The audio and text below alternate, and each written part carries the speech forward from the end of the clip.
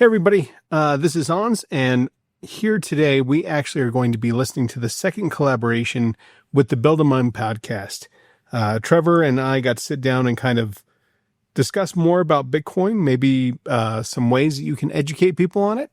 And he actually opened my eyes to some really cool modifications he could do to a S19 to get it to power just off regular outlets. So I thought that was really impactful. It's not often that we get to sit down and actually just kind of talk in a long form podcast about Bitcoin, especially with somebody that's so knowledgeable. So I really enjoyed the time, and I hope you enjoy this episode.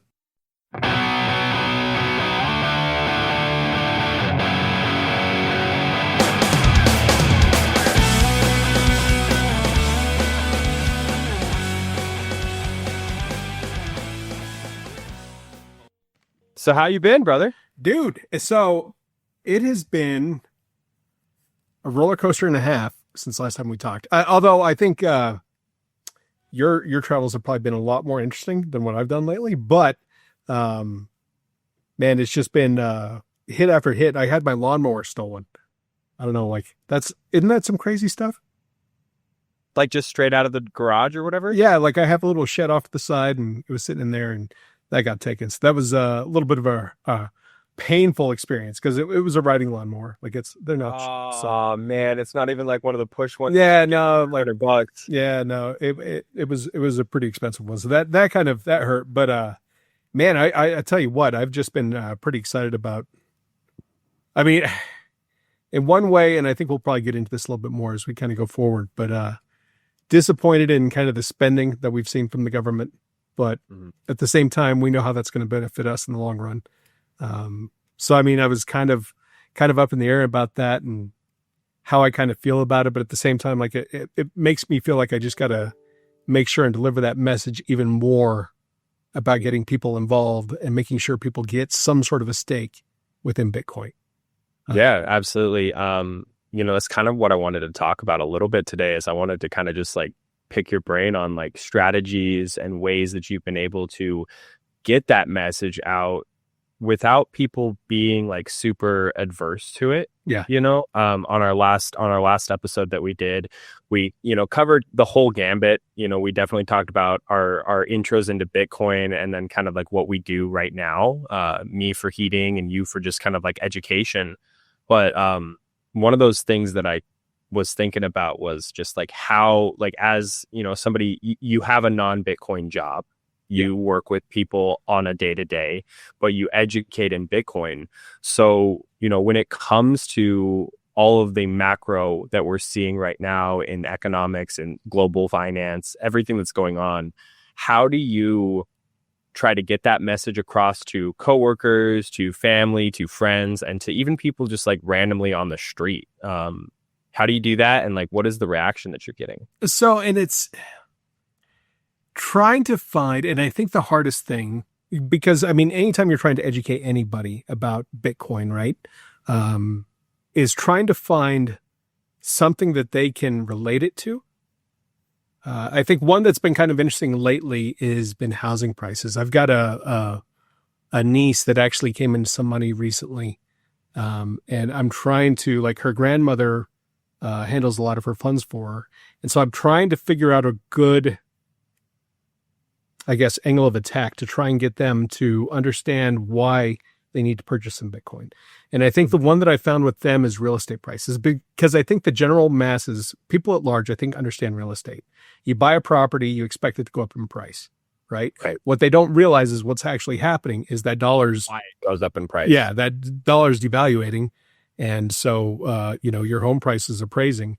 So I think I think that's the best way to kind of look at it, because I think the approach that I'm going to give them, and this is going to be a test run. And I'm open to suggestions. Like if you got something else that might work, I'm here for it. But I think what I'm going to talk about is that, when I bought this house that I'm living in now, we've got it about 5 years ago, it was probably, 36, 38 Bitcoin.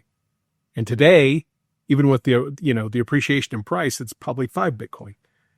Yeah. So yeah, that's that the world priced in Bitcoin or whatever that chart is. I can't remember the website. I'll have to try to find it afterwards. But there's a website that'll show you that things in fiat terms and things in Bitcoin terms over time, and the value in Bitcoin, that thing compared to Bitcoin just goes up, and that thing compared to fiat just goes down. Yeah. So I think that's a great way to introduce it. If you don't feel comfortable sharing this, that's fine, but are they like purchasing outright? Are they getting a mortgage? Like, what are they planning on? So they're not looking to purchase a home right now. They came into some funds, and it was from an accident. Like, it wasn't, I mean, it's not great news, right? Like, but it was from an accident. They had paid off some of the medical stuff already. So they got sort of a chunk of change, and they just tossed it into their savings account. And so I really want to get them to, and I'm not going to try and push them to put it all into Bitcoin, into the BTC, but to get them to at least put a portion and get off zero. Because to me, I think that's the most important part. Yeah. This is something that we kind of talked about a little bit last time, is just getting off zero. Where your money goes, your mind follows. Yeah. And if you don't understand Bitcoin, the best thing for anyone to do is to just get a little bit of an exposure to it. What I think is interesting for their position, there are, and this is something where Uncle Hans is gonna have to come in and help them. Right. But there are companies now where you can get a mortgage that it's not backed by Bitcoin, but it has Bitcoin baked into the mortgage, and that has huge implications for like the way that the annual percentage rate, the APR is handled, the way that the fixed terms are handled. Again, I'm not well versed in all of this, so I can't really say like exactly how it works, but I know that there's companies out there that will help you get a mortgage and then put Bitcoin as part of the collateral for that mortgage. So, maybe you don't have to put so much down as a down payment, and maybe it drops your APR from, let's say 9% down to 7 or 8%, which is considerable.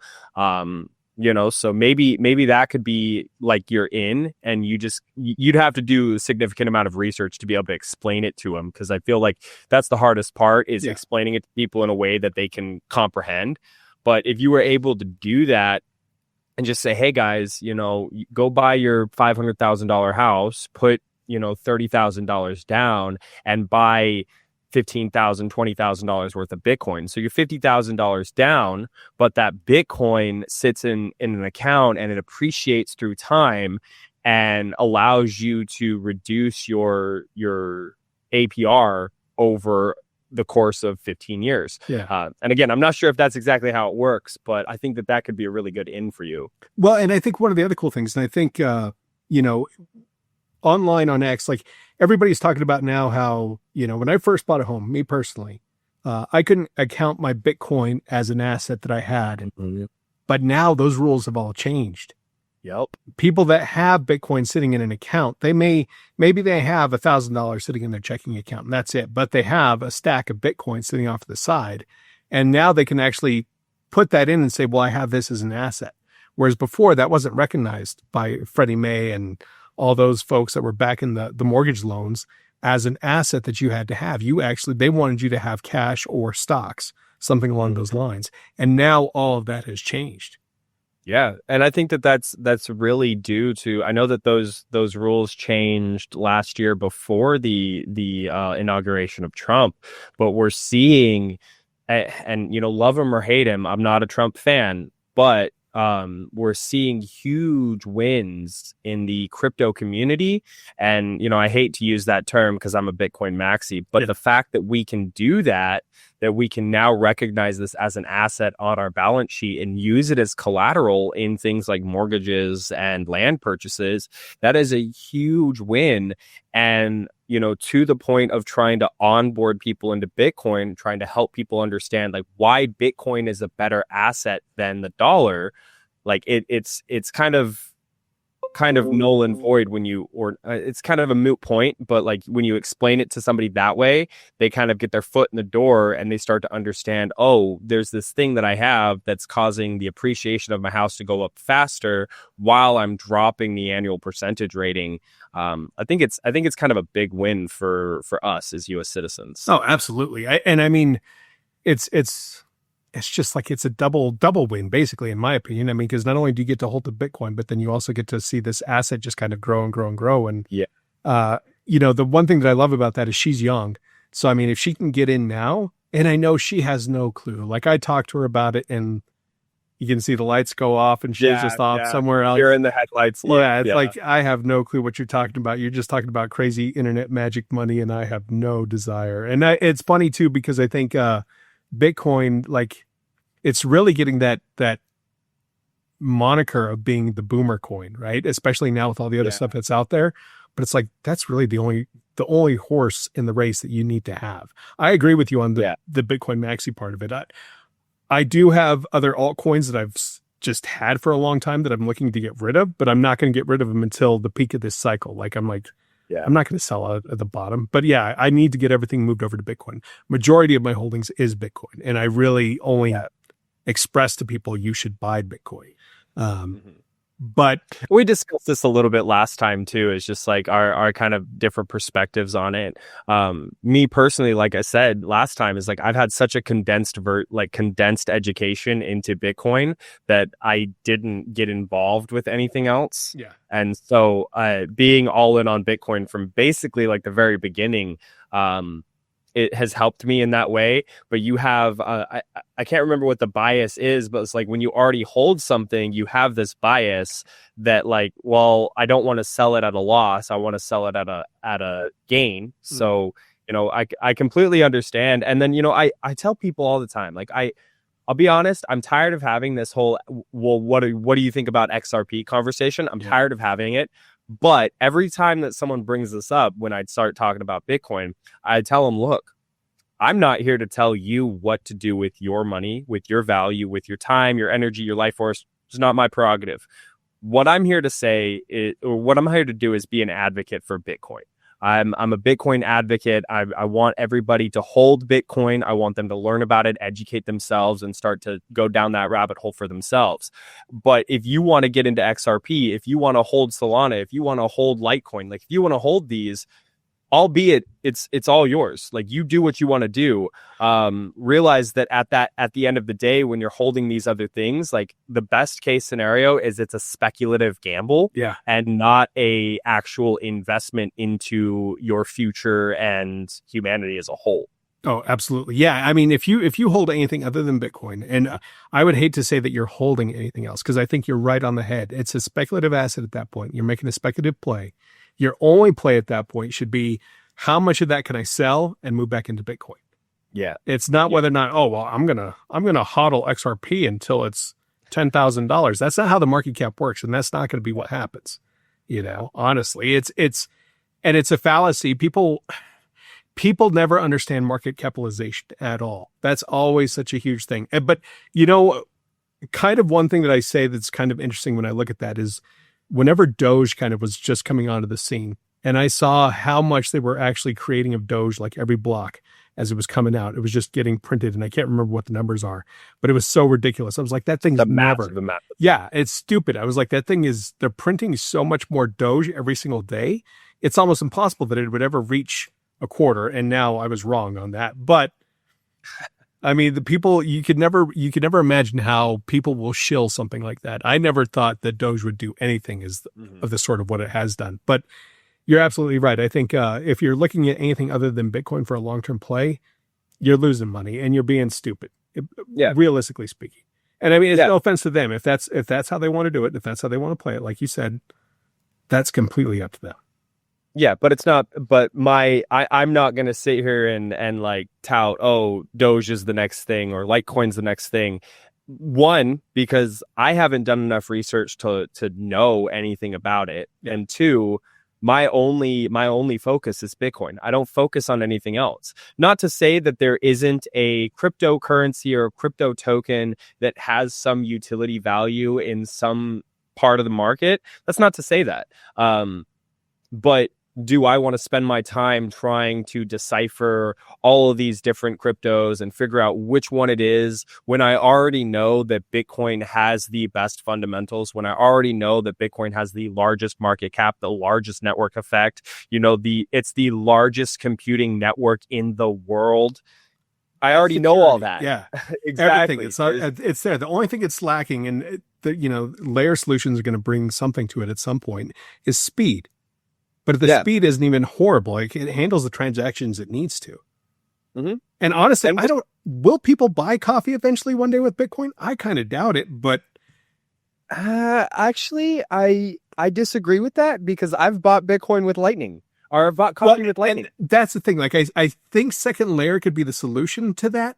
I wonder about that. Like, and maybe, so what, we got that news the other day about Trump's talking about reducing capital gains on transactions, and I don't know what the threshold is. I want to say it's 600, maybe it's $1,000. $600. Yeah. So I mean, in that case, maybe we'll see more of that. I don't know. Like, I always think about that. Like, I remember, and I think I may have talked to you about this on the last episode, when I bought a cell phone. I bought the HTC One, or whatever that thing was. It was a Bitcoin phone or blockchain phone, and I spent 1/10 of a Bitcoin on it. Right? Thinking I was like, cool, yeah.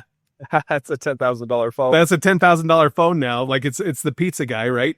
But it's like, ooh, so that's the only time that, I mean, eventually Bitcoin's going to get to a price where it's not fluctuating like crazy, where we have these crazy moves. It'll move a little bit, but it's not going to be. But that's so far down the road before we get to that level where you don't have those crazy market fluctuations within Bitcoin. But at that point, then I'd feel comfortable spending a little bit more of it. But I mean, at this point now, like, even with the prices it is now, spending a few sats on coffee, that's not a big deal. Yeah.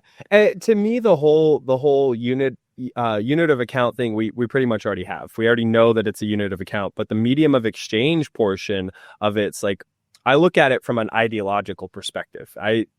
I come into Bitcoin from the ideological perspective. I mine Bitcoin from an ideological perspective. I hold it from an ideological perspective, and I spend it from an ideological perspective. I'm not going to sit here and say that I don't spend Bitcoin. I definitely have, and I definitely continue to.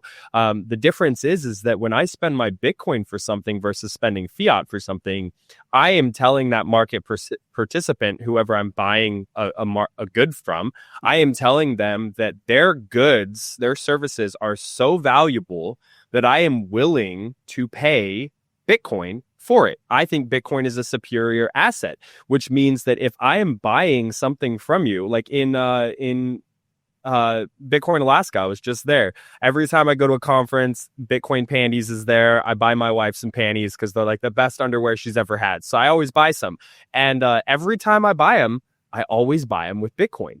And it's because of the fact that, like, A, I think they're high quality goods.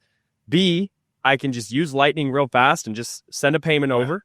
And C, it's like, I'm helping to grow the circular economy, the, Bitcoin exchange throughout this network that we're trying to create. Yeah, no, and I think you're right on the head with that. And I think that's part of the reason why I can still be okay with the purchasing of the phone, is the fact that they were willing to open up the marketplace at that time for Bitcoin to do it. I mean, obviously now I kind of kicked myself, but at the same time I was like, you know what? I'm proving that you can use Bitcoin to buy something. A lot of people, especially at the time when I did that, it was like, oh no, that doesn't happen. That's the way that I spin it to myself, that even though it's a $10,000 phone now, that it was okay to do. It was acceptable. Yeah. Well, this is an interesting thought, and I've really wrestled with this quite a bit, because I've had so many conversations with people. It's like, well, I bought this thing back at this time in 2013, 2017, and if I look at it priced in Bitcoin today, it's exponentially worth more than what I spent on it then, and, it doesn't really equal out. But this is how I framed that whole argument, and it's, first off, you can't eat your Bitcoin. You can't eat it. And you trade your life force, your energy, your time for money at the end of the day. And whatever form of money you choose to push your time into, that's on you. But at the end of the day, you're not doing it to get money particularly. You're doing it so that you have a unit of measurement that you can go trade into the market for other goods and services to live a comfortable or satisfying life. So I look at like me particularly. In 2020, we bought a home. In 2022, we started saving in Bitcoin. We got married. And in 2024, I had my son. Okay, so he's 11 months old today. But before we had him, my car broke down. So my Honda CRV blew a head gasket. So if you know anything about motors, I know you do. Yeah. You know what I mean? But for the people listening, it's like, when that happens, you got to pull the whole top end of the motor out. It's like a bunch of parts, bunch of stuff that has to be done, timing, like the ignition coils, got to do like a new head gasket, new studs. It's a bunch of work. Oh, yeah. And then also at the exact same time before my son was born, we had a bunch of remodeling on the house that needed to be done. Like the entire inside of my house needed to be painted, needed to put new floors in. His room, the nursery, had to be redone completely. And so all of these things add up. And I was able to take some of my savings, my Bitcoin savings, transfer it into gift cards, pay for the materials, the stuff that I needed to do all of this work on the car and the home. And at the end of the day, before my son was born, all this work got done. Yeah. And, we still have savings. We still have money set aside. We didn't go backwards. If I look now today, a year later, when Bitcoin has almost like more than doubled since then, it's like, oh, I spent $1,000 on a head gasket. It's like, no, I bought a head gasket at the time that I needed to drive my car, and it made me more comfortable, more satisfied, less stress. Right. So what's that stress-free environment worth to you versus like spending a little bit of your Bitcoin that you saved? I mean, I didn't frame that right. I didn't explain it right, but I think the audience will get the gist. Yeah, I think, and I totally get what you're saying. I mean, that's the beautiful thing, is that as long as you, especially those of us that have gotten in for a while, and I mean, I know you've kind of been in for a bit now. You're basically, your first cycle's completed, right? I'm going on 3 years, so I still haven't completed a full cycle yet. You're just about there, though, dude. You might as well be. Yeah. Like, we're going into our the end with our blow off top and everything. Well, maybe, but that's We'll what see. It seems like. It seems like we should be going through our first cycle. So congratulations to you on that. Like, but the beautiful thing about that is that, yeah, as it continues to appreciate, you get to just take a little bit of a fraction every time, a little bit more, a little bit less of a fraction every time. And as long as you continue to keep that stack going, and saving Bitcoin and selling and spending in fiat or whatever the case may be, I don't think that's a bad trade-off at all, because I think you're right. I mean, when we look at time, our time especially, that's the only thing that we know that's limited next to Bitcoin. We don't know how much life we have as we move from day to day. So what do you think? And I was wanting to ask you this because we kind of did lead off with this, but what are you thinking of the macroeconomic headwinds that we have right now? Or I guess tailwinds is what we're starting to get. What do you think of those spending bills and everything else that we have going on? Oh, okay. So I'm going to preface this by saying that I know nothing. I don't pay attention to the news. I hear things on Bitcoin Twitter. I kind of just like stay in my own lane, do my build a business, that kind of stuff. So from that perspective, I'm grateful that we have the administration that we have in this aspect of like crypto acceptance, like Bitcoin acceptance, like where Bitcoin is going because of the acceptance that the administration has. You've got JD Vance, you've got RFK, you've got Donald Trump, you've got the Trump boys, like all these people hold Bitcoin, they own Bitcoin, they want Bitcoin to proliferate. What scares me is that, like you've got all these people on the left side and the right side. It doesn't matter what side of the aisle they're on. They're all like talking about how, we're spending all this money and, you voted for this, so this is what you deserve. And it's like, I try to explain to people, we voted for the better administration, the better of two poisons, for lack of a better phrase. That doesn't mean that we voted for selling off all of our national parks. That's not to say that we voted for, all of the crazy stuff that's happening right now. And I think that we still have to continue to fight and to push forward the narrative of like better money, Bitcoin, not selling land that is rightfully the US citizens and not the government's. I think it's important to remember that.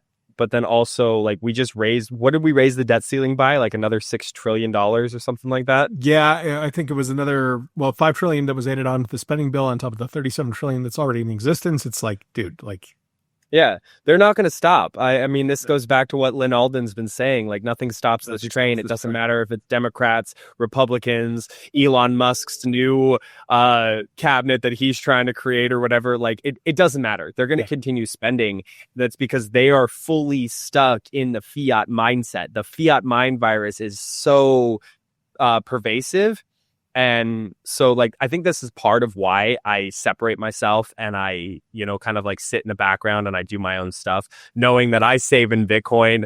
And because of that, it's affording me the time to sit back, look at everything from an outside perspective, and just realize that nothing in the fiat system has changed other than the fact that now the government wants to hold Bitcoin. Yeah. And I don't know if that answers your question, but that's my perspective. I think I pretty much it nails it on the head. What I'm wrestling with, and so it's twofold. And I think, yes, like the administration, Bitcoin friendly, love it. I'm glad that we're seeing the regulations get through. Like the Genius Act, one of my concerns, and I wanted to just toss this out there, and maybe listeners will be able to evaluate if I'm way off base on this or not. But one of the things I was thinking about with the Fiat Act is that if you look at the M2 money supply, and we're thinking about this as, say, a closed vessel where you have a cap, you have money that's building up, and we were getting kind of that debt ceiling, right? That right at the top. What we've done, I feel like with the Genius Act, is it feels like they put a relief valve off to the side, and they're going to be able to fill another tank with more treasury bonds and all this other debt to inflate the money supply even more with these stable coins that is going to get produced. Because requiring the stable coins to have backed treasury notes allows you to increase that pool of liquidity, I guess, basically for the U.S. government to print more money. So I don't know if I'm looking at that correctly. Either way, that's still good for Bitcoin at the end of the day. But I think people need to understand, and this is my own personal point of view on this, and I could be way off base, is that when we go to our politicians, and you're right, it's basically two heads of the same beast, right? It's a two-headed hydra. Every time that they sit there like, oh, left or right, it's like, no, you guys are both two heads of the same beast, whatever the case may be. And I think what's going to happen is people will continually want to see the government give them their handouts. They continually want to see, like, these entitlement programs continue to grow, and the government will be more than happy to do it because they will say it's free to the people. There's nothing that's free. All they're going to do is inflate the money supply, paid to fund these different bills, and our Bitcoin's going to go up because of it. But unfortunately, those that are not paying attention to that, they're going to lose out. Well, and okay, so I really want to touch on this. I want to open this up a little bit. This whole entitlement thing. And like you have the mass majority of US citizens who want those entitlements, be it Social Security, be it food stamps, be it healthcare, be it housing, whatever. The biggest issue I see is that most of these people believe that is theirs by right. Yeah. That they've worked into the system, they've provided to the system, they deserve that, and it's theirs by right.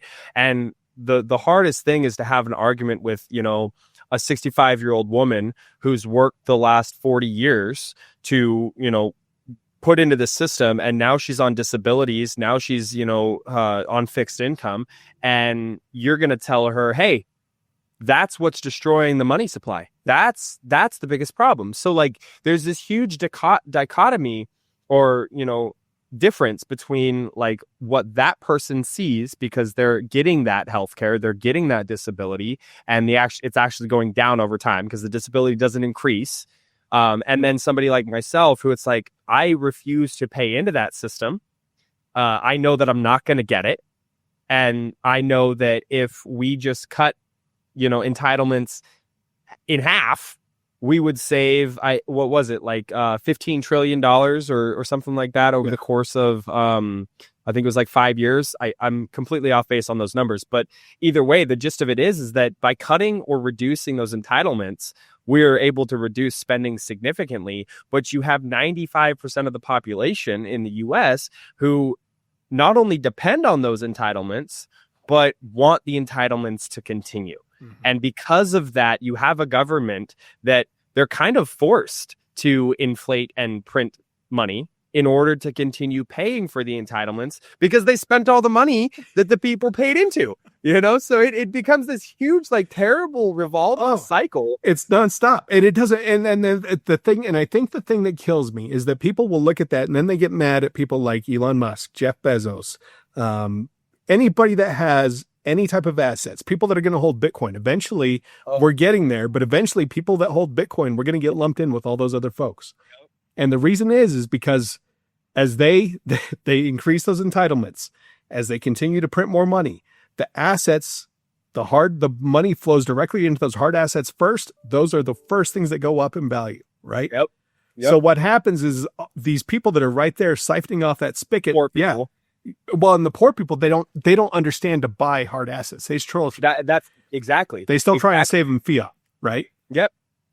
Poor people don't understand that buying assets is the way to go. And this is why, fundamentally, this is the reason why I try to tell everybody to buy Bitcoin, whether you buy $5 of Bitcoin or $500,000 of Bitcoin. It doesn't matter, because that $5 is your savings. Yeah. And if you don't have a savings, if you have a zero savings account and you put $5 in and that $5 goes up in value every 4 years by 100%, guess what? In 20 years, that $5 is $20 at least. Yeah. Okay.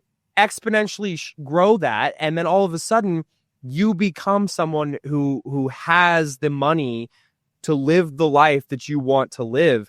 And poor people, and this is not knocking poor people. I'm not knocking them whatsoever. But poor people don't understand that you can't tax the rich because they have the highest tax incentives. Yeah. Like, they're already paying a ton in taxes. And because they make so much money, they have tax advisors that help them to navigate the tax law. And you don't. Yeah. And because you don't, now you're paying, 25% in taxes and all this other stuff. It's stacked against you when you're poor. And if you don't take that first step into buying assets, you're not going to get there. No. And the biggest problem with land is, like, you can't go buy 1/100th of a piece of property. You can't do that. Maybe one day they'll tokenize it, but yeah, right now you still can't do that. No, but even tokenizing it, you don't own the rights to the land. You know what I mean? Like there are services out there right now where you can buy a portion of, like, real estate. Yeah. Great. You don't own the real estate. You own an IOU that allows you to gain exposure to the real estate. Right. Whereas Bitcoin, when I go buy 1/100th of a Bitcoin, that is my Bitcoin. You own it. Exactly. I get to choose what I want to do with it, where I want to do with it, like, whatever. I can lose it on a boating accident. I could give it to my neighbor. I could buy a pizza with it. It doesn't matter. Yeah. And this is the biggest thing about Bitcoin that I wish people would start to realize, is that you now have the ability to buy the most pristine capital in the world at a fraction of what it costs for a whole. Yeah. Oh, yeah. No. Absolutely. And you are getting it right on the head. That's exactly why I wanted to have this conversation with you, is because people really need to understand they need to get something. They need to buy that hard asset, because I think the rich people getting rich, the poor people getting poor, that's a symptom. It's not because the rich people are rich. It's a symptom of a broken system. That's all that is. And people need to understand that, because they're getting angry. They're getting pissed because we have these haves and have-nots, and they're trying to take it out on the rich people. It's like, no, they gamed the system that was built and designed to help them out. It's not their fault. Yeah. And let's take Jeff Bezos and Elon Musk for a perfect example. Okay, you can't hate on them, because they built a business. They built something that society wanted. Jeff Bezos built the number one highest grossing e-commerce business that the world has ever seen. You can go on Amazon and within 20 minutes, you can purchase something and in 2 days have it shipped to your door. Okay, right. That wasn't possible in the early 2000s. He had to build it. Yeah. Okay, everybody uses Amazon. Everybody. And with Tesla, okay, Elon Musk is doing some incredible stuff with Tesla, with SpaceX, with, all these different things. He put a product into the market that everybody, like, values, they agree to it, and they spend their money on it. So at the end of the day, Like, you can't just say, oh, well, fuck Elon, fuck Bezos, because they're multi-billionaires. It's like, no, they went out and did the thing that capitalism says that you have the ability to do. It's not their fault that we live in a world of crony capitalism where there's like a dime a dozen, or not a dime a dozen, but like 1 in a million chance of you actually creating that business. Yeah. You know, it's not their fault. And again, going back to this poor mindset, is like, the poor mindset is tax the rich. Those people don't deserve to have that much money, and I should have a portion of it. It's like, no, that's not how it works. That's not how it functions. That's not how that functions. Yeah. It's unfortunate. And I think that goes back to, how do we educate the masses, right? And that's where trying to come up with a way that we can get people to understand, because it's got to be something that's relatable to them. Yeah. Otherwise, they completely get lost. Like, I mean, I'm sure people that are probably listening to your podcast and people that listen to my podcast, I wish I was reaching more people that are just like, oh, I have no idea what this is. I'm pretty sure the people that listen to me are like, yeah, I know what Bitcoin is. Like, I don't think I'm getting through to the people that aren't aware of what Bitcoin is or how it functions. The audience gets it. Yeah. If you're watching this, you get it. Yeah. You know, like, for me, going back to like the whole point of like trying to orange pill people, trying to shift their perspectives. And we kind of, we hit on this last time we talked about it, but when I have these conversations, I've stopped trying to immediately throw in, well, Bitcoin is this great thing. Yeah. Because again, people's eyes glaze over. You start talking about magic internet money and people are like, you know, whatever. Exactly.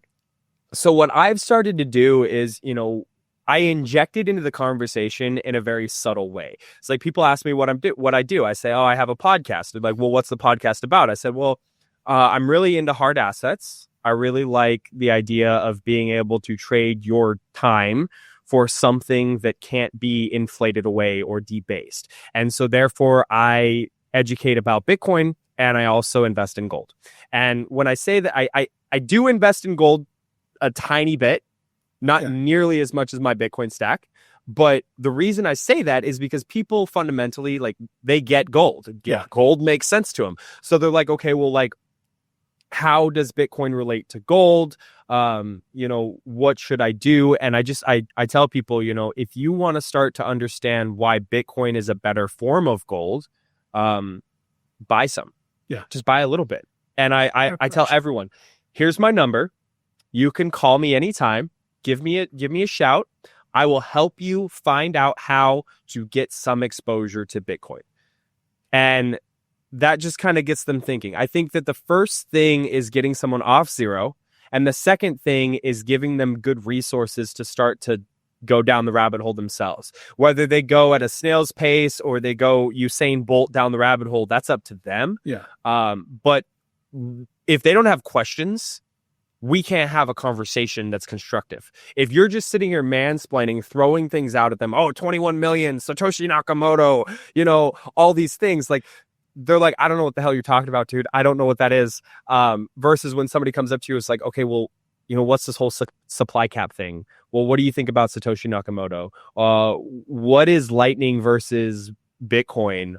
What are wallets? You know, what's a seed phrase? What's, you know, I don't have a key. Like, what do you mean key? Exactly. Yeah, exactly. So by using small, subtle framings, and then telling them, hey, I will hold your hand the entire way. Just get off zero and start educating yourself. And then when you have questions, come back to me. I think that's a better way than just like trying to scream into the void, this is why you need Bitcoin, when, to your original point, everybody has a different perspective. And if you don't come at them from their perspective, they're going to just like, they're going to be like, what are you talking about, dude? Yeah. Yeah, no, absolutely. And I think that's something that's got to be, and I think you bring up a good point, is that you don't want to, people have heard enough about Bitcoin. I think at this point, people that haven't heard the name of Bitcoin at least is probably very small. I mean, they've been hearing people, and it sounds like the fringe group that slowly has been getting louder and louder and louder. Like, I think nailing it on the head where you discuss it with gold, because I think the gold bugs and the Bitcoiners, so much of what they say is alike, right? It's aligned. Oh, yeah. We have very similar values in a lot of ways. And I personally, I agree with you. Like, gold is also a good investment. Gold, Bitcoin, silver, like, all that stuff I'm happy with. So I think just framing that conversation in a way where you're able to kind of slip in the Trojan horse, where it's like, well, if you look at this and you see how this functions, and then eventually this leads to this, right? And I think you're right where the questions part of it. If they're not asking questions, they're not interested. Yeah, because they're not seeking to learn. Mm-mm. You know, by asking questions, you're seeking to learn, which means you're already open to the idea of it and you want to better understand it. That's kind of where like the questions come in. And if you have somebody that you trust that you can ask questions to, it's like your niece, you know, if she has questions, she can ask you and you'll answer those questions. But then from the perspective of answering the questions and being the teacher, how do you answer the question without like over explaining it to the point where they get they have a million more questions? You know, we want to answer the question without giving them 100 more questions to ask. Right. Yeah. Basically, it's kind of where it is. One thing I do think is pretty interesting to like frame it for people is ask them. And I heard this on a podcast the other day, and I can't remember what podcast it is. I always do this. I listen to so many, but it was like, you know, you ask them, if you look into the future, are you seeing a world from your perspective? Are you seeing a world that is more digital or more analog? Yeah. Because if you're seeing a world that's more digital, do you believe that in a digital world we'll have analog currency? Yep. Well, because we may have even talked about that last time we were together too. Because I had a buddy that was on board of a bank, and I asked him that. Is it more digital or less digital as we go forward? Yeah.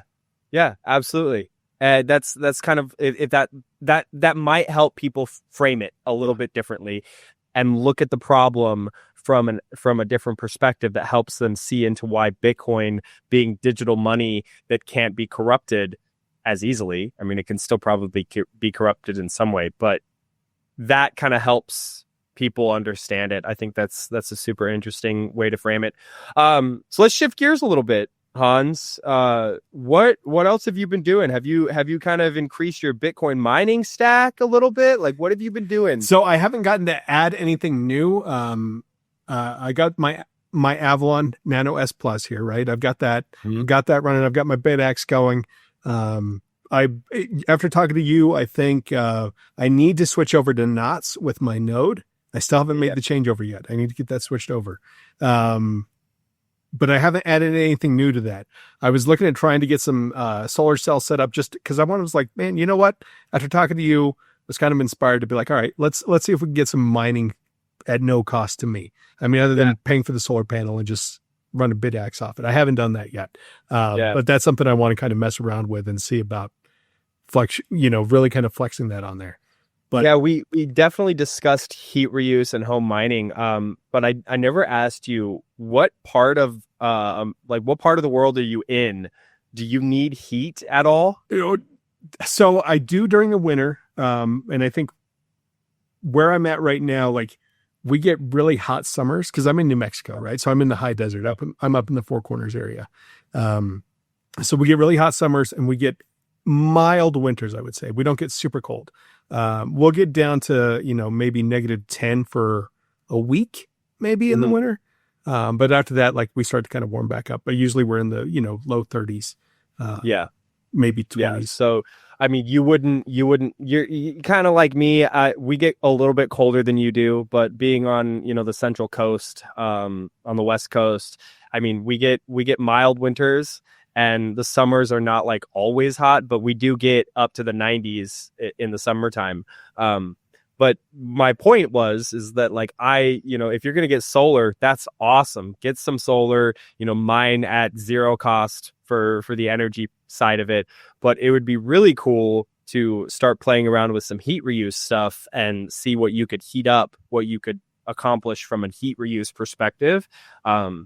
You don't need air heat very often, but I guarantee you're still heating your hot water. Yeah, there's other things that people have done. I know some people who are running Bitcoin miners to dehydrate food. Like somebody's literally dumping heat into a dehydrator box, and they're making jerky, they're making fruit rolls and other kinds of things by using a Bitcoin miner. So there's other ways for people to do it. There's one thing that I love about the heat punks, like community is that we're just anywhere you need heat and you can plug in a Bitcoin miner to provide the heat, you have this perfect symbiotic relationship. No, and I love that. And I think it's something I wanted to talk to you about. I mean, especially kind of that goes along with this. You've gone to what? You just got back from that mining Alaska? Yeah.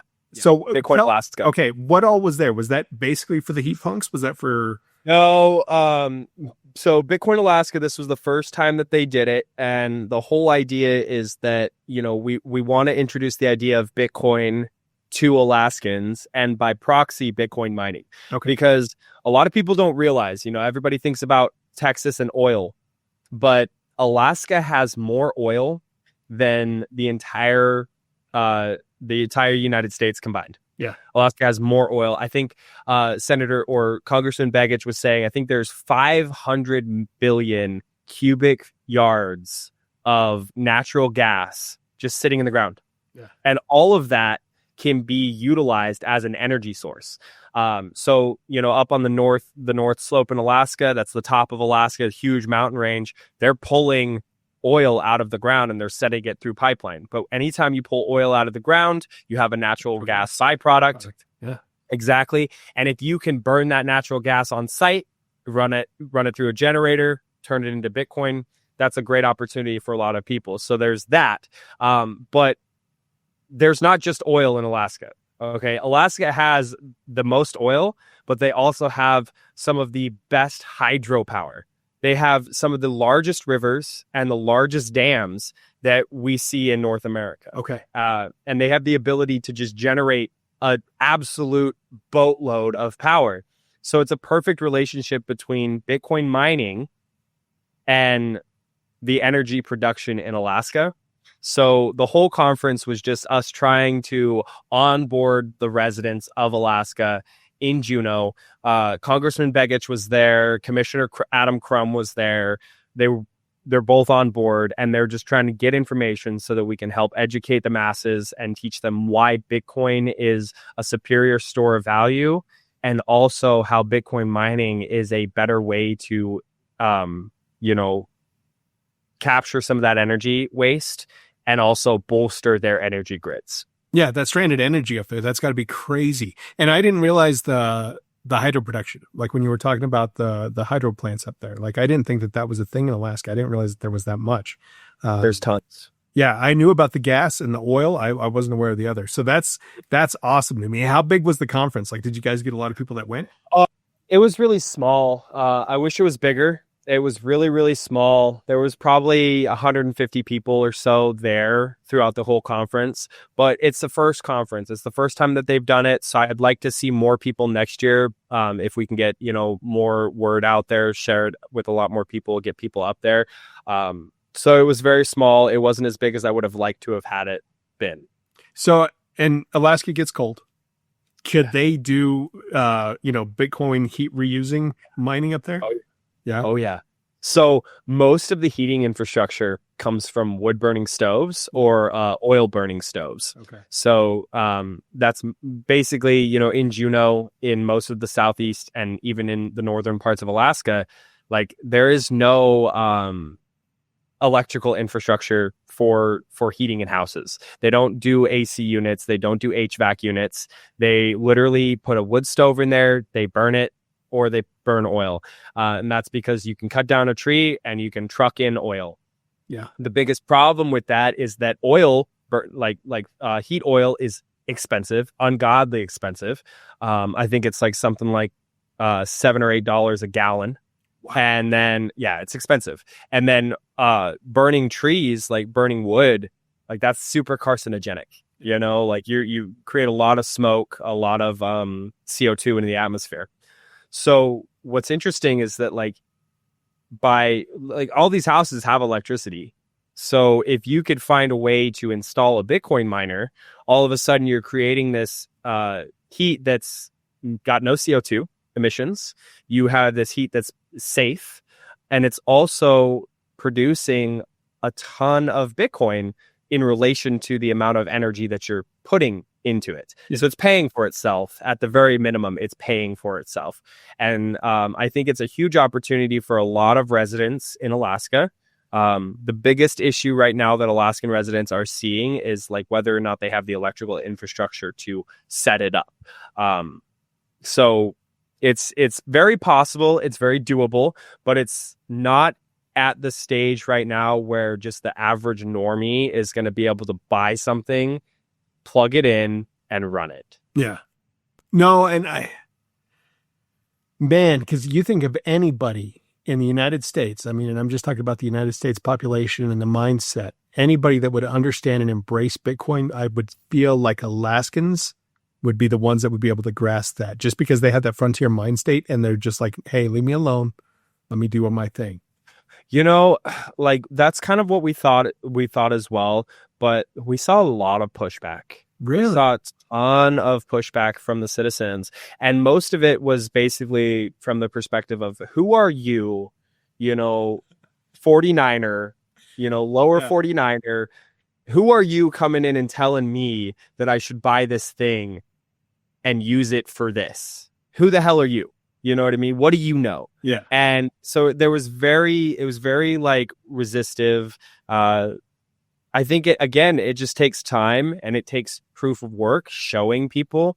Like I was staying out at a lodge, the very north end of Juneau, like 15 miles out of town. Okay. And the lodge that I was staying at, they were off grid completely. This guy, he built, I think, are you there? Yeah. Okay. It paused for a second. So, okay.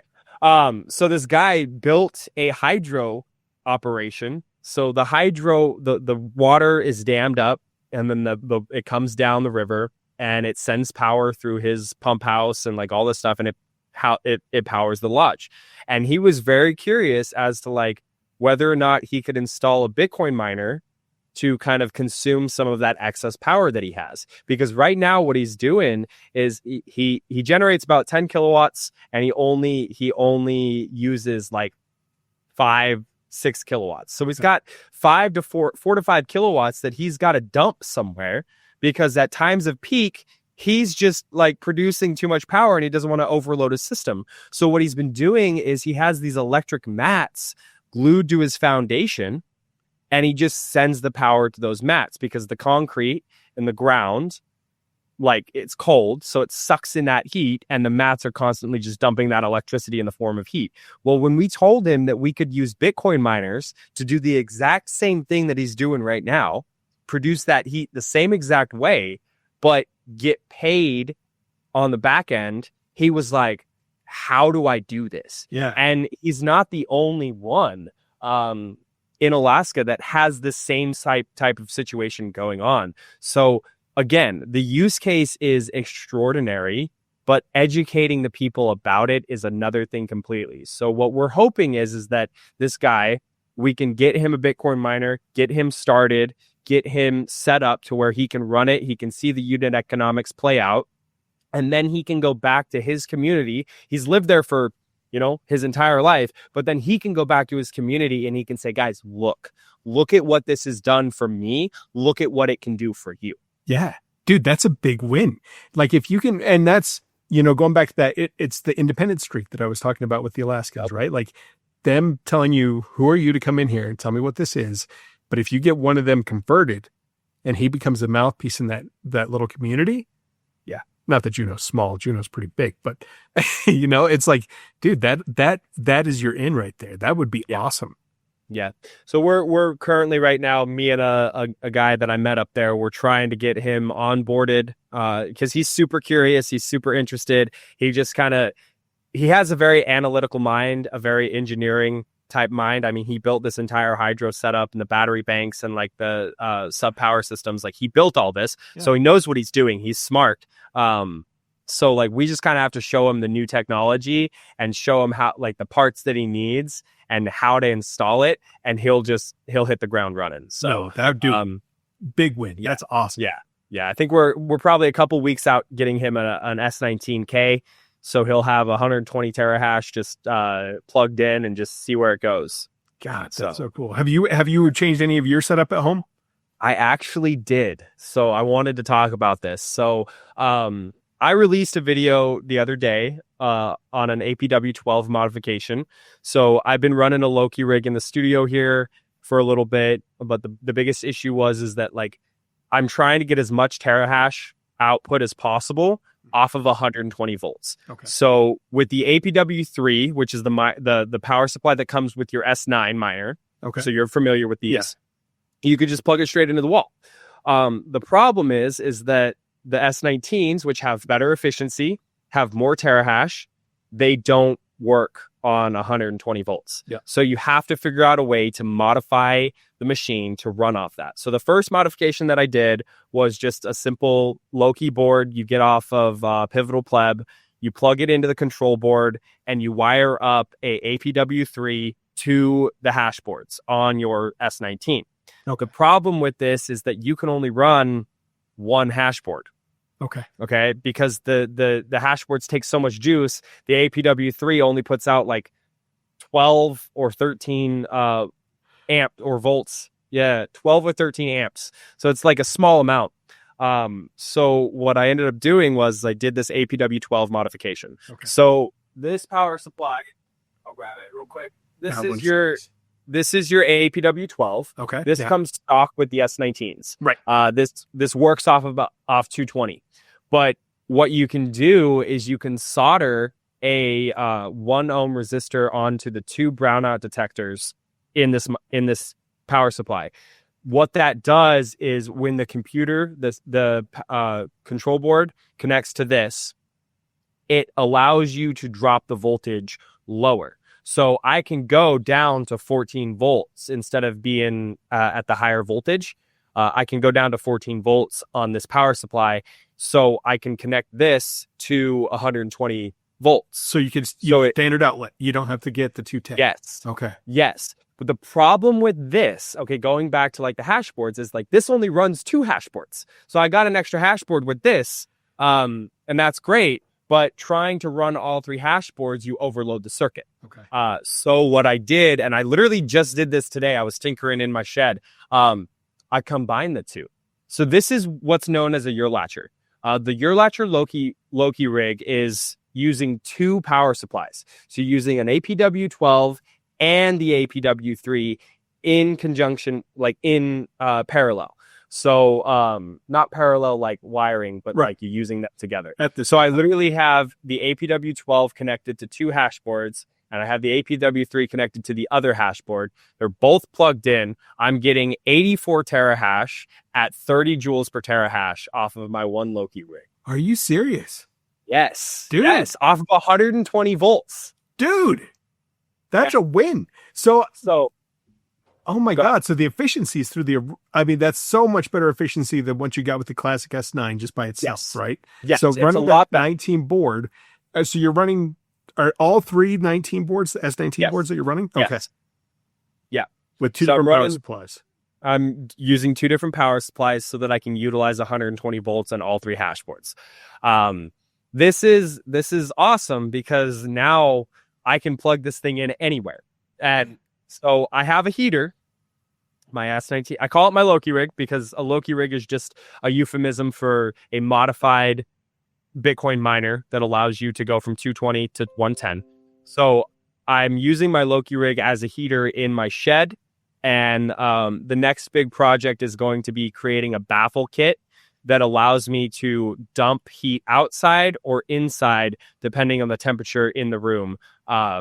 And the delta between the temperature in the room and the temperature outside of the room. So we'll kind of play with that here in the future. But, long story short, I now have a space heater that is super efficient. Yeah. As high, the highest amount of output, terahash output I can get on this miner, and the best efficiency I can get for this miner plugged into 120 volt, which is the biggest issue that we have as home miners is these Bitcoin miners, they're 220 volts and most people don't have a circuit for that. Yeah, no, and I believe me, whenever I got my S9, when I was first kind of experimenting with mining and all that stuff, I looked at that and I was like, man, look at that. I was like, oh, but you got to have a 210 outlet for that kind of thing. Like that's not something that most people have, or it's already occupied by something else. Yeah. That's a huge takeaway from that. So how many chips are on each one of the boards that you're messing with that? I think it's like 70 chips. I want to say, I could be wrong, but I believe there's 70 chips on each board. Wow. So, and I mean, basically, you got to break that down for some people that may not understand. Like a BitAxe only has one ASIC chip on it, correct? Yeah. So a BitAxe, you know, I've got my BitAxe right here, dude. And I love that one, by the way. That white paper one, I'm so jealous of it. I'm like, dude, that is so cool. It's a sick one. So if you pop the fan off and you pop the heat sink off, you'll see one chip in here. And these are great because, again, they're one chip. They don't require as much power. This is 50 watts versus my S19 Loki rig that's running at 2200 watts. So they considerably less power. They have much smaller fan because you don't need to cool so much. But, you know, the issue is that, like, you're not, like, if you connect this to a pool and you collect a daily percentage, you're going to get pennies. Maybe not even a full penny a day. So most people solo mine. They're trying to catch that block. But what people don't realize is that when a S19 catches a block, it's not the whole S19 that caught the block. It is one chip on one hash board that caught it. So by increasing the amount of electrical input and increasing the fans, so the heat dissipates it, and increasing the efficiency, you're able to strengthen or, you know, grow your chances exponentially of finding a block. Or if you do what I do and you just mine on a daily basis to pool, you collect more Bitcoin on that. Yeah, because I mean, you're throwing more viable shares at the pool, so you're getting a bigger stake of what's getting turned in as opposed to your. But it costs more. Yeah. You know what I mean? Like my BitAxe doesn't cost me anything a month. I mean, it's so niggle. I don't even notice it. But my S19, I notice it. You're like, I know when that thing's on, dude. That's awesome though. Are you going to release like a tutorial on how to do all that? Yes. So I did the APW12 modification tutorial. That was super easy. So I do it on my sister platform, Stackin' Sats. Okay. So if you go on Stackin' Sats, you'll see that there. I do share it out on my X account as well. So you can go to my X, Trevor Bello. You go to my X account, Trevor Bello, and you'll find it somewhere. But I did the APW12 modification. I did how to build a Loki rig. So both of those are there. And if you just do one after the other, you kind of go down the same rabbit hole that I'm going down. So the next video that I'm going to do this next month is I'm going to show you how to like run the two power systems together. And that'll allow you to run the entire S19, all the boards in the best, most efficient way possible. So that's kind of like the next one that I'm going to do. Yeah, it's pretty cool. I think that's awesome, man.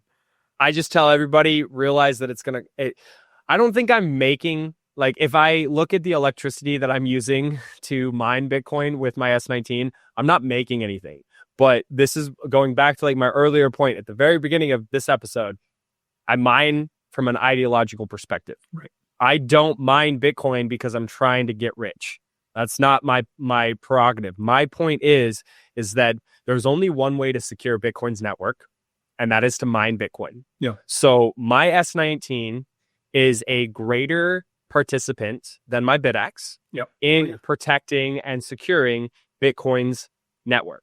Now, the fact that I collect Bitcoin through that process is a win. I can now, instead of going to an exchange, buying Bitcoin, having all my information KYC'd, the government knows exactly how much Bitcoin I have because it goes from my KYC exchange to my KYC wallet. The government knows. Now, what I'm doing is I am using my utility provider as my Bitcoin exchange. I'm using the electricity that comes from my wall, goes through my Bitcoin miner, and then I collect Bitcoin through the pool. Yeah. So in that way, I'm mining Bitcoin. I'm mining virgin coins, wild sats, as Kent Halliburton likes to call them. I'm mining wild sats that the government has no idea that I have those. And so I keep it completely separate. You know, I've got my KYC sats and I've got my non-KYC sats. But every day with these miners plugged in, I am mining Bitcoin and I am slowly stacking. Now I might be stacking at a loss versus like the market rate of Bitcoin, but I am stacking. Yeah. No, and I mean, at the end of the day, I think you're right. You're right on the head with that. Like, what's more important at the end of the day? I mean, electricity costs. Yeah, you're paying to secure the network, and you're also getting yourself a benefit by having those non KYC sats. Like, to me, I think that's huge. Mm-hmm. Well, then if and sorry to cut you off, but if you need heat, if you throw in this whole other dynamic of I need heat, I'm already spending money on the electricity that I use for heat.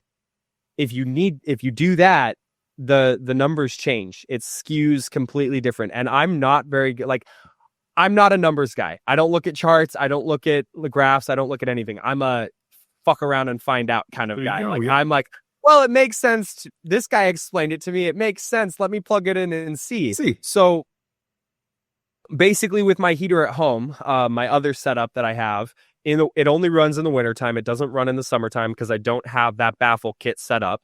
So in the wintertime, my heater, my original existing heater, runs at what is it? It was like 4,400 watts, and it costs me like, I want to say $35 a month to run. Okay. Cool. $35 a month in the wintertime keeps my family nice and warm. Right. Versus a Bitcoin miner that runs at 2,500 watts, so it's more efficient. It produces the exact same amount of heat, so keeps my family nice and comfortable. It costs me $30 a month to run, and I mine Bitcoin. 40,000 sats, roughly, give or take, is what I mined every single month last year. So last heating season, this last one that we just went through, I mined 40,000 sats every single month, roughly, give or take. So, at $100,000, that's $40. I'm making money. Dude, that's awesome. You know what I mean? That's the way that I look at it. And I know it's hard for people to grasp it, but when you look at it from that perspective of I need the heat, and now I'm using a Bitcoin miner to provide the heat, and I'm collecting Bitcoin on the side, I was already paying for it. It's a win. Yeah. No, I think that is so cool. And I love how you're spreading that message, because there's a lot of people that really could take advantage of that. A lot of people really could, especially, God, Alaska, you need to open up your eyes and start doing this stuff. Like, they would be such big advocates of it if they could get it going. I mean, Texas all of a sudden probably wouldn't be the Bitcoin mining hub anymore. It probably would all move up north. I think it could.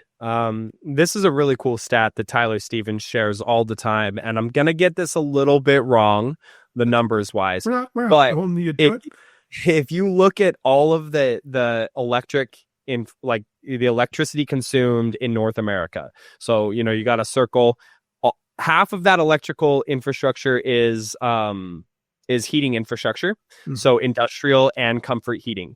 Now, a quarter of it, or just below a quarter of that pie, is comfort heat.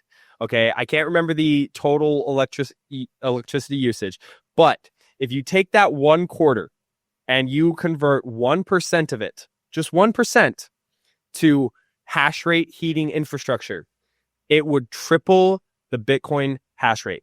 Really? Yes, we would be in the triple, like 1 or 2 to 3 zeta hash. Wow. Well, and you know what? And it becomes one of those things. And how much time do we have? Are you running out of time or anything like that? What time is it? Hold on. 2:07. I've got about 20 minutes. Okay. Because I still want to get to you about the Bitcoin conference, because you went to Bitcoin conference too. But yeah. So one of the things, like, as we look forward thinking, AI, as it continues to grow, it's going to be power hungry as can be. Yeah. Bitcoin needs to become as efficient as it can be. And I think looking at it from what you're talking about, where it becomes heat reuse with mining, I think that would be a huge, huge win for everybody, because the electricity needs are just going to continue to compound and compound and compound. Well, to your point, in that, example that I just gave, all the electrical infrastructure is already there. Yeah. They're already consuming the same amount of electricity. So you literally don't have to grow the electrical infrastructure at any point in order to grow Bitcoin's network hash rate by 3 times. God. It's incredible. And I would venture to say that there are at least 50%, if not more, of United States residents that need electrical heating infrastructure. Yeah. So it's a huge market where people can actually do this. It's just connecting the two dots, the market participant and the heating infrastructure, in a way that they can easily plug it in and go. Yeah. Right now, they can't just easily plug it in and go. I mean, there are certain things that are coming, but it takes so much time to build products. It takes so much time to build out the firmware and the software and the hardware components that allows people that don't understand Bitcoin, that don't understand mining, to just be able to plug in this thing and know, hey, when I plug this in, it makes me money. Yeah.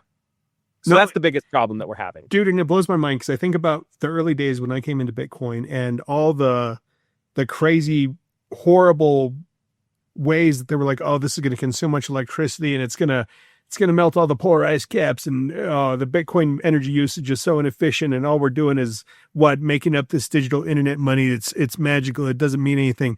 And I mean, finding a way to actually integrate it within our current system, and it would be more efficient than what we currently already separate, keeping them separate from each other, combining them together.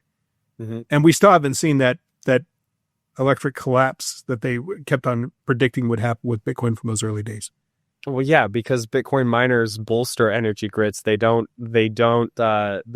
cause detriment to electrical grids. That's what people thought they were going to be hugely detrimental to existing electrical infrastructure. What they didn't realize is that because Bitcoin miners have the ultimate demand response capabilities, they're energy buyers of last resort. They don't care where the energy comes from. It could be from a coal-powered plant or it can be from a solar power plant. Doesn't matter. Yep. We'll buy whatever energy you're willing to sell us, and we can shut off whenever we want.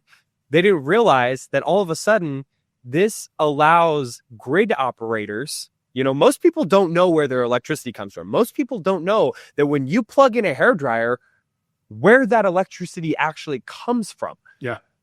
There is a huge problem that grid operators have to manage when they're managing how much energy is coming into your home. Okay. At different times of the day, there's different demand. And all of that demand does not meet the same output frequencies as the power plants are providing. So you have this huge swing in how much electricity is being provided and how much electricity is being consumed at different times, and it's never stable. What Bitcoin miners do is they allow that swing to do this. Yep. So grid operators now have the ability to balance those scales much better than before. And so any grid operator that is operating a grid that is sending power from the electrical provider to the electrical consumer that knows that a Bitcoin miner is inside of it, they will tell you that Bitcoin mining is the best thing to ever happen to their grid. Yep. Yeah, because all of a sudden, whenever they get the demand drops, they can send that electricity to the miner. The miner's going to use it up, and they don't have to worry about constantly trying to keep that within balance. Mm-hmm.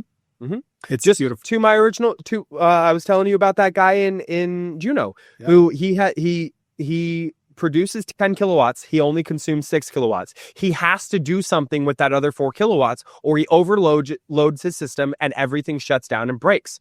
So where does he send that 4 kilowatts of electricity? Into his floor. Into the floor.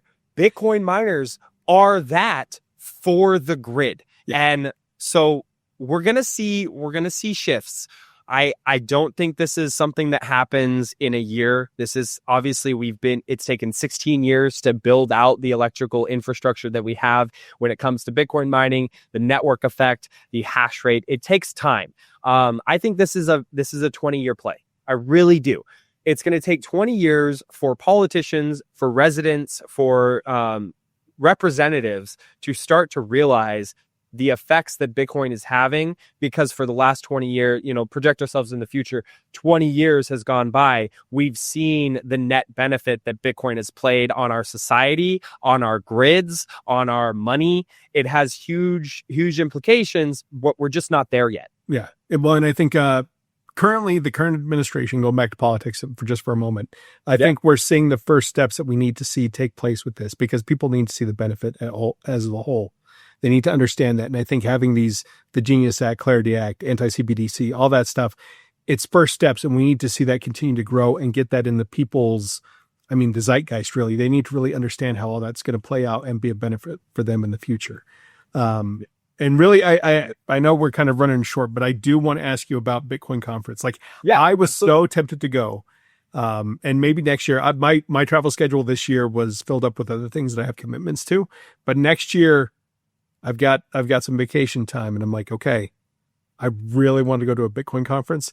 Is it worth it? Yes or no? No. I'll tell you why. Okay. The Bitcoin conference, the national conference, is a huge shitcoin fest at the end of the day.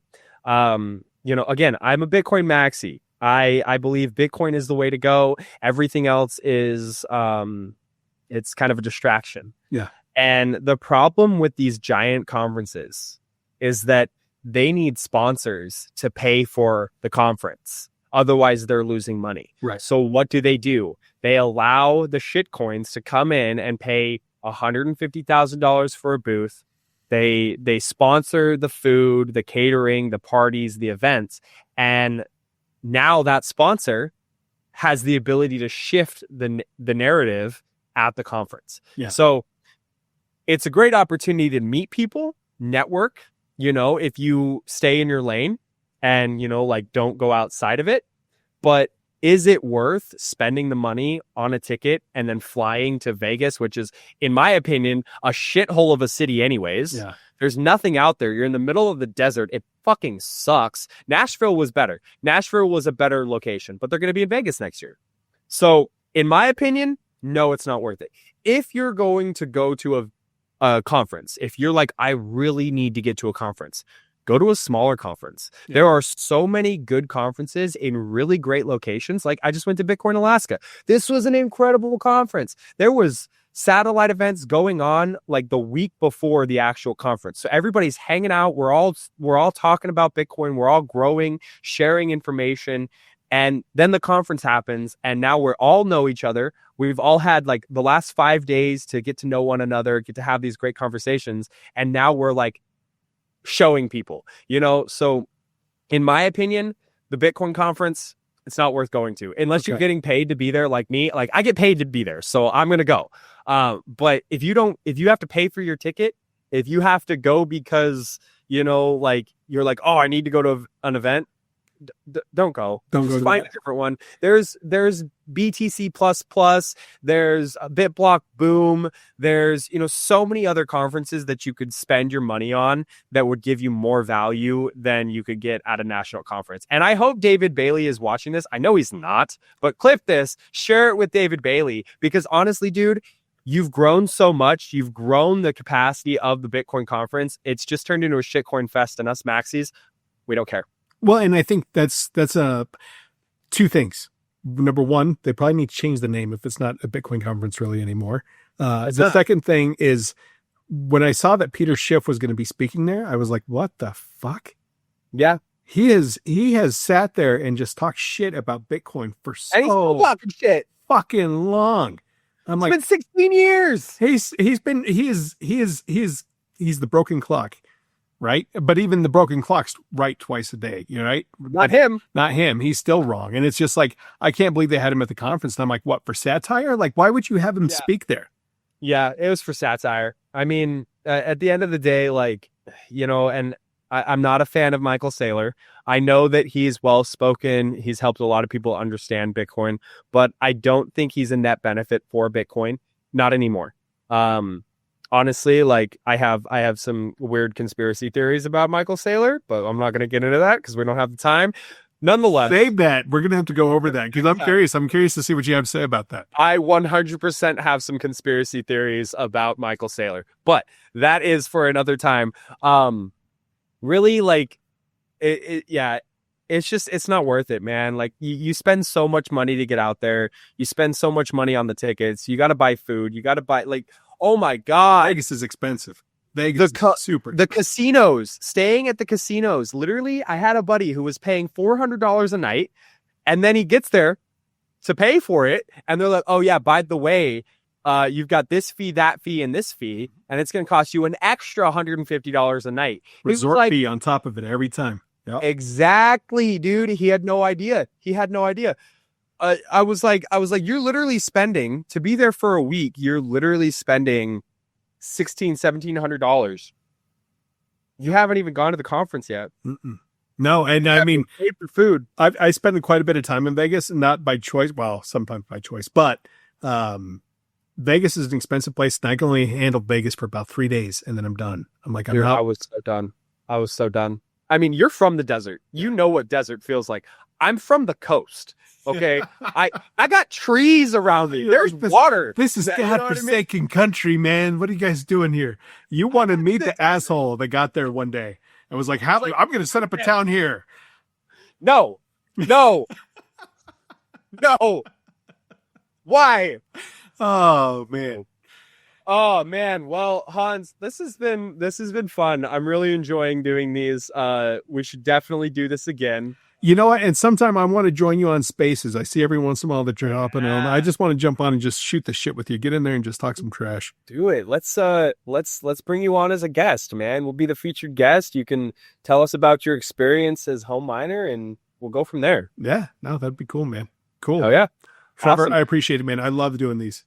No, these are fun. I love having these conversations with you, Hans. I think it's a great way to stretch my my brain, a little bit, because I'll be honest, I'm a 40 IQ over here. Oh, whatever. I'm just trying to stretch it, but having these conversations, it helps me. So. Dude, you blow my mind. All right, brother. Right. Well, hey, we'll see you next time. We'll get one scheduled in the next couple months, and then we'll go from there. Okay, sounds good. Thanks, Trevor. All right. Yeah, absolutely. Take care, Hans. See y'all.